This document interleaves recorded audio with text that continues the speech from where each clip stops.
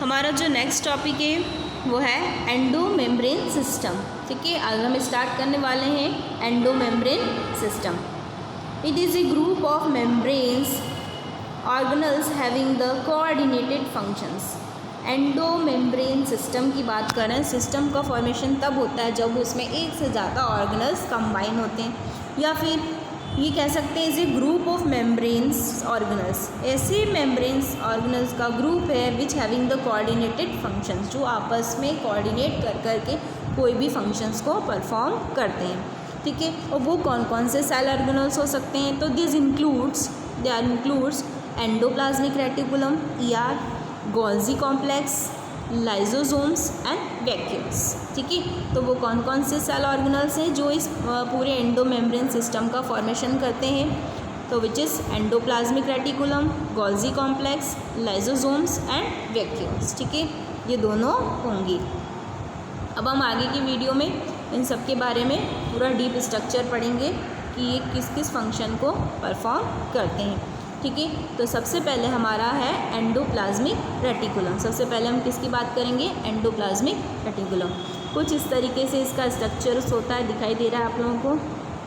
ठीक है, सेल, जब भी हमने स्ट्रक्चर देखा है एनिमल सेल का, जब स्ट्रक्चर देखते हैं तो कुछ इस तरीके से हमें एक सेल ऑर्गेनल प्रेजेंट दिखाई देती है, जो कि क्या होती है? हमारी endoplasmic reticulum. This are a network of many tubular structure scatter in the cytoplasm. क्या है? एक नेटवर्क होता है ट्यूबुल स्ट्रक्चर का। ये देखिए ट्यूब लाइक स्ट्रक्चर, इस तरीके से इनका फॉर्मेशन हो रहा है ट्यूब लाइक स्ट्रक्चर से, जो कि आपस में कंबाइन है।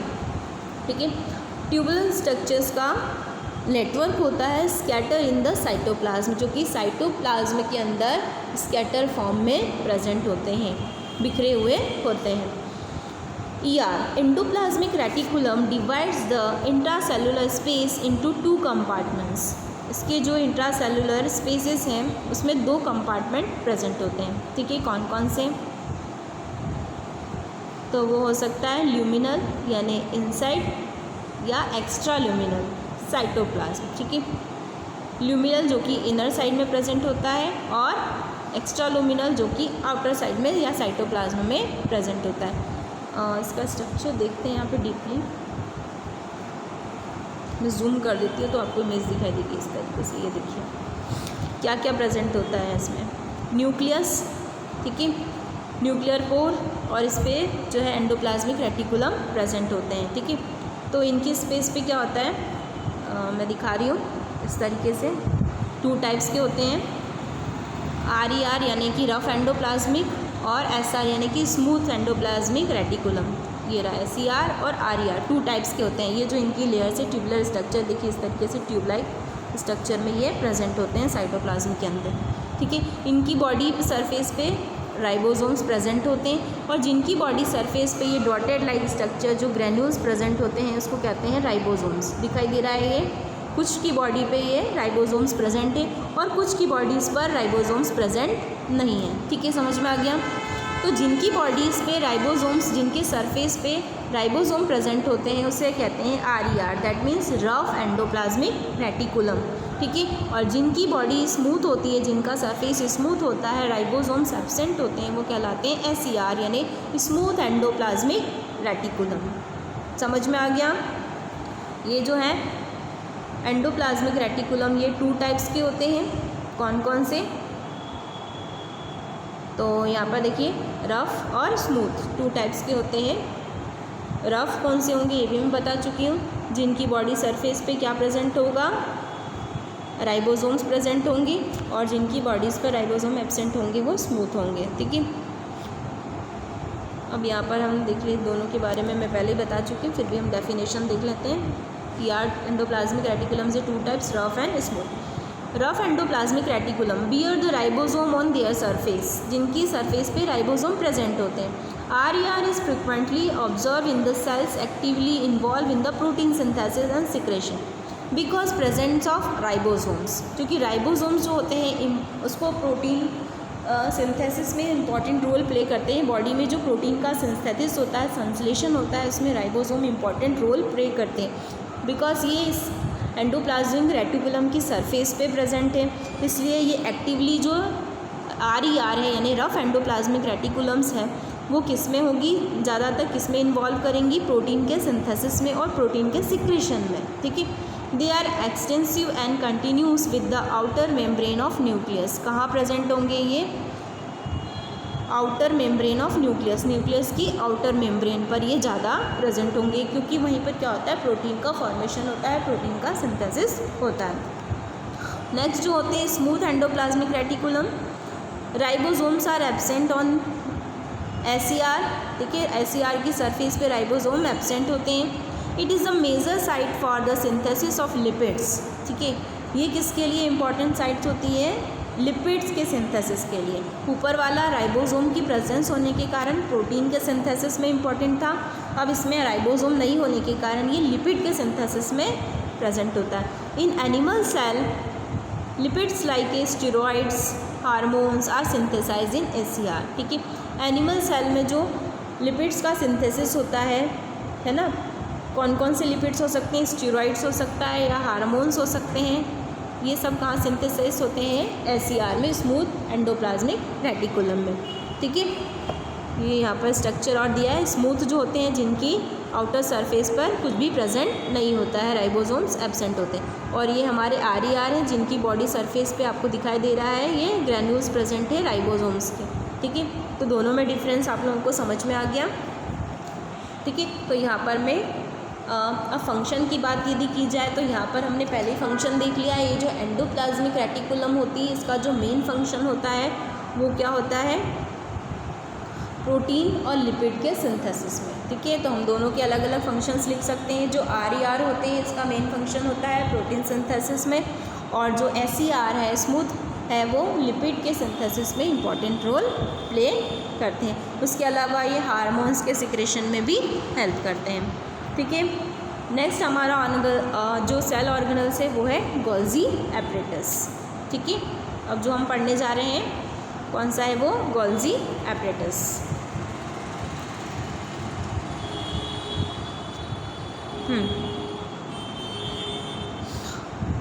Densely stained reticular structures near the nucleus, stain reticular structures, ये देखिए सेल वॉल के अंदर आपने सेल के अंदर हमने ये स्ट्रक्चर देखा, इस तरीके से जो है बनी हुई रहती हैं बहुत सारे सेल के न्यूक्लियस में, और बाहर भी प्रेजेंट होती है साइटोप्लाज्म में, है ना। इसको कहते हैं गोल्जी एपरेटस। क्या कहा जाता है, गोल्जी एपरेटस, ठीक है। रेटिकुलर स्ट्रक्चर होता है जो कि न्यूक्लियस के पास ही प्रेजेंट होता है। First observe by Camillo Golgi, ठीक है। सबसे पहले इसको किसने ऑब्जर्व किया था, कैमिलो गोल्जी नाम के साइंटिस्ट ने 1898 में, ठीक है। अब इसका नाम ही गोल्जी है, दैट मीन्स क्या, ये साइंटिस्ट के ऊपर है कि सबसे पहले इसको ऑब्जर्व किया था कैमिलो गोल्जी ने, जिसके कारण इसका नाम क्या पड़ा, Golgi apparatus. They consist of flat disc shape sac cisternae of 0.5 से 1.0 nanometer diameter. This are scatter parallel to each other, ठीक है। इसकी जो बॉडी सरफेस है इस पर सैक लाइक स्ट्रक्चर प्रेजेंट होता है ना, डिस्क शेप का होता है। ये देखिए sac like structure, that means क्या, इस तरीके से सैक बन रहा है, ये होल जिसको बोलते हैं वो बन रहा है ना, बन रहा है ना इस तरीके से। देखिए आप, सैक लाइक स्ट्रक्चर है जो कि एक सैक का फॉर्मेशन कर रहा है, जिसको कहा जाता है क्या, सिस्टर्नी। क्या कहते हैं इसको, सिस्टर्नी। क्या कहेंगे, सिस्टर्नी। ये मैं जूम करके आपको इमेज में सब समझा दूँ, ठीक है। जो कि कितने डायमीटर की हो सकती है, 0.5 से 1, ठीक है। This are stacked parallel to each other, जो कि एक दूसरे की पैरेलल होती है। अभी मैंने ड्रॉ करके बताया, एक दूसरे की पैरेलल होती है। ये जो होती है वो सैक लाइक स्ट्रक्चर होती है जो कि एक दूसरे की क्या होती है, पैरेलल होती है। Cisternae are concentrically arranged with convex forming face and concave trans face, ठीक है। दोनों फेस में होती है। Faces are totally different of interconnected. Cis और ट्रांस दो फेस होते हैं जो कि दोनों एक दूसरे से क्या होते हैं, डिफरेंट होते हैं। यहाँ पर हम इसका जूम करके इमेज देख लेते हैं, मैं आप लोगों को दिखा देती हूँ। हाँ, ठीक है। ये ऊपर वाला फेस क्या है, सिस फेस कहेंगे इसे, और नीचे वाला क्या है, ट्रांस फेस। ठीक है, ये दोनों जो होते हैं टोटली डिफरेंट होते हैं, बस आपस में देखिए एक दूसरे से क्या है, कनेक्ट होते हैं। ठीक है, ये जो सेक लाइक स्ट्रक्चर है एक दूसरे से जॉइंट है, उनको कहा जाता है सिस्टर्नी। क्या कहा जाता है, सिस्टर्नी। छोटे छोटे जो इनकी बॉडी सरफेस पे कुछ ग्रैन्यूल्स प्रेजेंट होते हैं जिसको कहते हैं वेसिकल्स कहा जाता है, जो कि सिक्रेशन का काम करते हैं। जो भी एंजाइम्स या हार्मोन्स आते हैं उन सभी को ये सिक्रेट करने का काम करते हैं, इसलिए इन वेसल्स को कहते हैं सिक्रेटरी वेसिकल्स। ठीक है,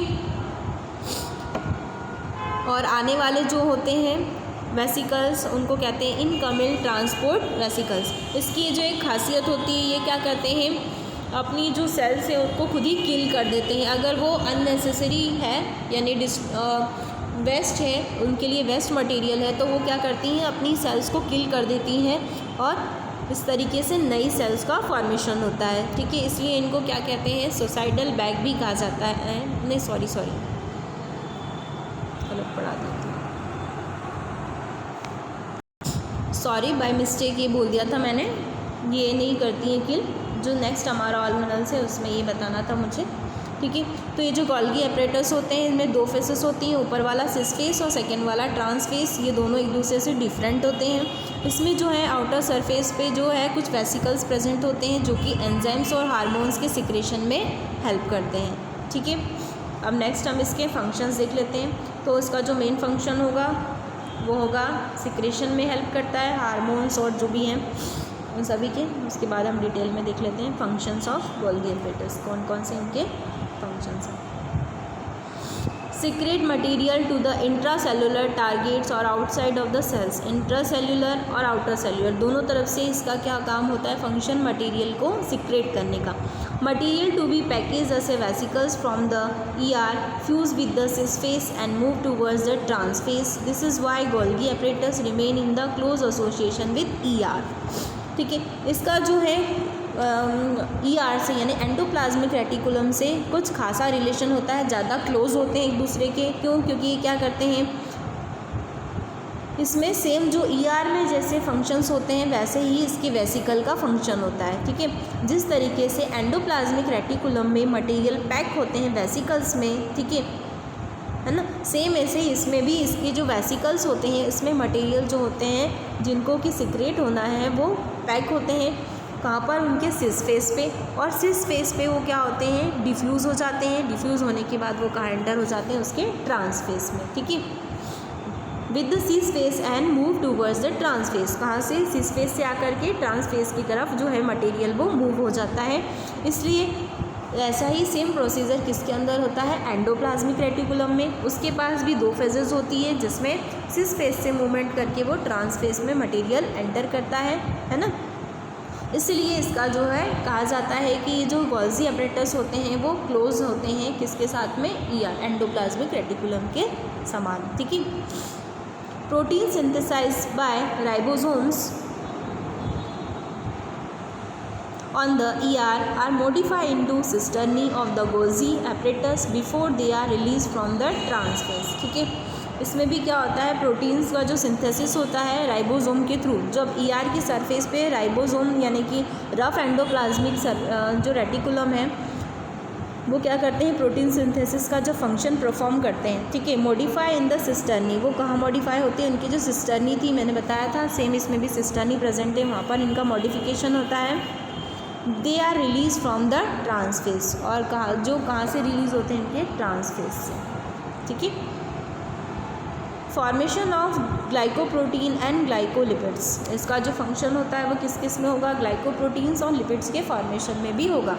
जैसे क्योंकि ये क्या करता है, सेम फंक्शन परफॉर्म करता है like a Golgi endoplasmic reticulum. तो एंडोप्लाज्मिक रेटिकुलम में जो एक था रफ है ना, वो प्रोटीन के सिंथेसिस करता था, और जो सेकेंड वाला था स्मूथ एंडोप्लाज्मिक रेटिकुलम वो लिपिड का सिक्रेशन करता था, सिंथेसिस करता था।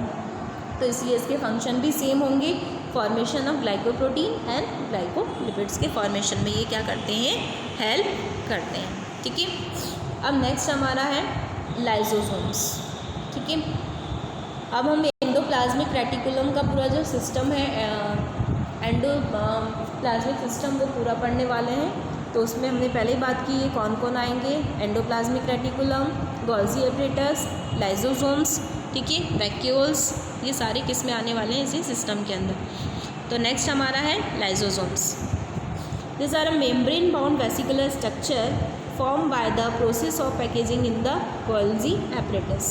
इसका फॉर्मेशन कब होता है, जब गोल्जी एपरेटस के अंदर पैकेजिंग की प्रोसेस होती है, उसमें इसका लाइसोसोम का फॉर्मेशन होता है, यानी कि इसकी बॉडी के अंदर ही ये प्रेजेंट होते हैं, ठीक है। Lysosome vesicles contain almost all types of hydrolytic enzymes. कौन कौन से एंजाइम्स प्रेजेंट होंगे, हाइड्रोलेज, लाइपेज, प्रोटीएज, है ना, carbohydrates. This are active at the acidic pH. They are digest carbohydrate, protein, lipid and nucleic acid. ये इनको digest करने का फंक्शन परफॉर्म करेंगे, ठीक है। ये कहाँ प्रेजेंट होंगे, हमारे जो गोल्जी एपरेटस है उसकी सरफेस पर ये प्रेजेंट होंगे, ठीक है। तो वहाँ से जो जो एंजाइम का यहाँ पे हमने बात की है, क्या करेंगे, सिक्रेशन का काम करेंगे, क्योंकि यहाँ पर सिक्रेटरी वेसिकल्स प्रेजेंट होती, और जो एंजाइम्स या हार्मोन जो सिक्रेट होकर के आया है उसको डाइजेस्ट करने का काम कौन करेंगे, ये लाइसोसोम, ठीक है।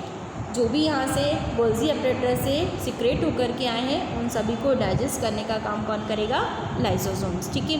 क्यों, because all types of hydrolytic enzymes, इसके जो वेसिकल्स हैं उस पर सारी टाइप्स के जो हाइड्रोलाइटिक एंजाइम्स होती है वो प्रेजेंट होती हैं, ठीक है। कौन कौन से एंजाइम्स हो सकते हैं, हाइड्रोलेज एंजाइम्स जो कि वाटर को ब्रेक डाउन करेगा, लाइपेज एंजाइम लिपिड को ब्रेक डाउन करेगा, प्रोटीएज जो कि प्रोटीन को ब्रेक डाउन करेगा, और कार्बोहाइड्रेट्स जो कि कार्बोहाइड्रेट जो होंगे उसको ब्रेक डाउन करेंगे, ठीक है। समझ में आ गया। तो वो सारे एंजाइम्स इसकी वैक्यूल्स में प्रेजेंट होते हैं, इसकी वेसिकल्स में प्रेजेंट होते हैं। They are active in the acidic pH. ये कब सबसे ज़्यादा एक्टिव होता है, एसिडिक पीएच पर।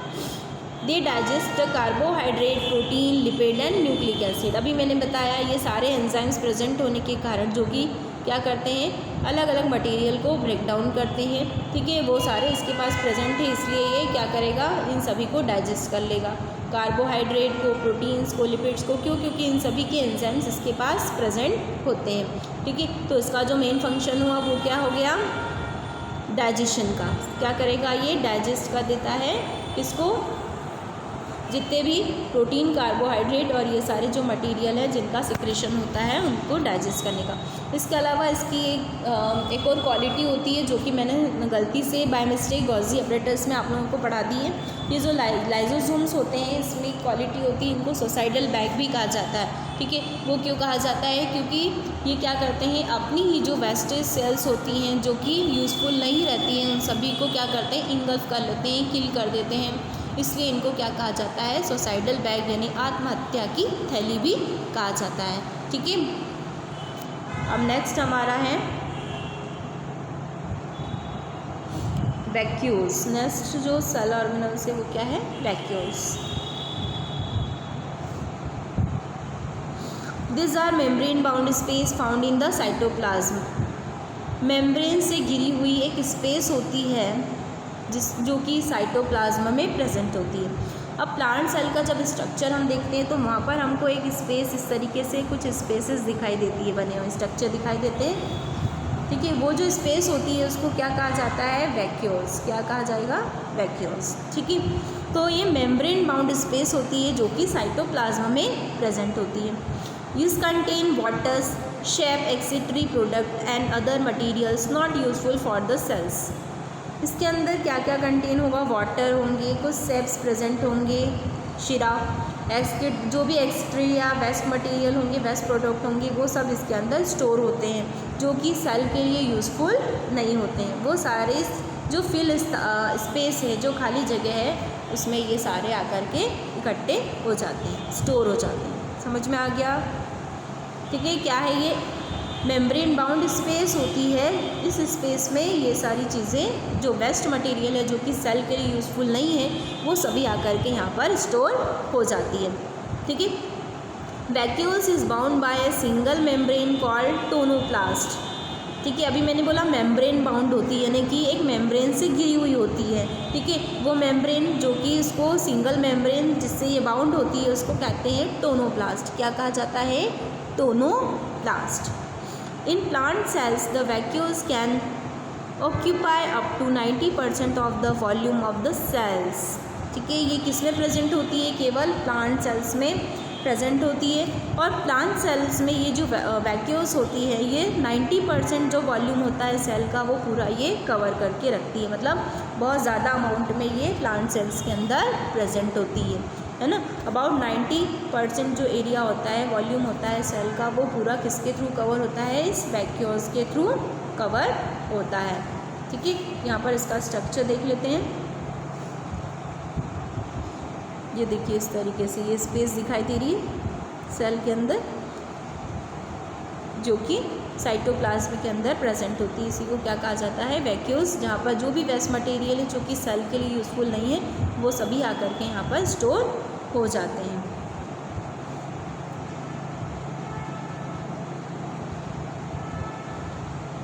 इसके फंक्शंस देख लेते हैं हम। वैक्यूल्स के अलग अलग सेल्स में अलग अलग फंक्शंस होते हैं। In plants tonoplast facilitate the transport of ions, ठीक है। टोनोप्लास्ट जो होता है प्लांट्स के अंदर, टोनोप्लास्ट क्या थी? इसकी जो आउटर सरफेस है वो क्या करती है? Transport of ions and other material against the concentration gradient into vacuoles, since their concentration is higher in vacuoles than the cytoplasm, ठीक है। प्लांट्स के अंदर ये जो इसकी आउटर लेयर होती है वैक्यूल्स की, है ना, ये ट्रांसपोर्टेशन का फंक्शन परफॉर्म करती है। आयंस हो सकते हैं, अदर जो फूड मटेरियल हो सकते हैं, ठीक है, उन सभी का क्या करती है? लोअर कॉन्सेंट्रेशन से हायर कॉन्सेंट्रेशन में ट्रांसपोर्टेशन करती है, जिसके कारण ये जो वैक्यूल्स होते हैं इनमें कॉन्सेंट्रेशन ग्रेडियंट कैसा होता है? हायर होता है कंपैरिजन टू साइटोप्लाज्म, ठीक है। In amoeba the contractile vacuoles help in the excretion. Amoeba के अंदर ये जो कॉन्ट्रेक्टाइल वैक्यूल्स प्रेजेंट होते हैं वो इसको वेस्ट मटेरियल को एक्सक्रीट करने में हेल्प करते हैं। इन मेनी सेल्स एग्जाम्पल जो प्रोटिस्टा होते हैं, food vacuoles are from by engulfing the food particles, ठीक है। बहुत सारी जो ऐसी सेल्स हैं लाइक ए प्रोटिस्टा, इसमें फूड वैक्यूल्स प्रेजेंट होते हैं, ठीक है, जो कि किससे बने होते हैं? जो फूड पार्टिकल्स को इंगल्फ करती हैं, है ना, और वहाँ पर फूड मटेरियल स्टोर होता है। वैक्यूल्स जो भी होती है वो क्या करती है? स्टोर करने का काम करती है ना। तो यहाँ पर अमीबा में एक्सक्रीशन का फंक्शन परफॉर्म करती है, प्रोटिस्टा में जो है वो फूड वैक्यूल्स होती है जो कि फूड पार्टिकल को स्टोर करने का फंक्शन परफॉर्म करती है। बट प्लांट्स के अंदर इनका फंक्शंस होता है ट्रांसपोर्टेशन का, जो कि आयंस और अदर मटेरियल को क्या करती है? ट्रांसपोर्ट करने का काम करती है, ठीक है। तो यहाँ पर हमारा जो एंडोप्लाज्मिक सिस्टम था वो कंप्लीट हुआ, जिसमें हमने endoplasmic reticulum, Golgi apparatus, lysosomes और हमारा जो है वैक्यूल्स, ये सारी चीज़ें हमने पढ़ ली है। अब हम जो नेक्स्ट सेशन में हम अपने आगे के सेल ऑर्गेनल्स पढ़ने वाले हैं जो कि इंपॉर्टेंट होते हैं, माइटोकॉन्ड्रिया है, क्लोरोप्लास्ट है, ये सारा हम अपनी नेक्स्ट क्लास में पढ़ने वाले हैं।